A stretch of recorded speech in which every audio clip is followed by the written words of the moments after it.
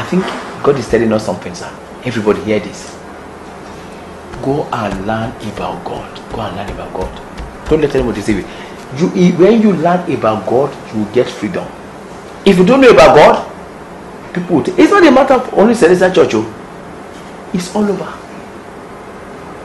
People are looking for muguns. People are looking for 419. Pastors are looking for 419. So they are looking for people to play with their mind. So what is the answer? The answer is go for the truth. I know so many people that are in bondage. We need to remove the veil on people's eyes. Use this your medium. Let people know the truth. I see people, one person that has not even eaten, somebody who has not even eaten, and you put your destiny under him, he will start deceiving you. Do you know if God was not real, I would have drowned. I would have been grounded if God was not real.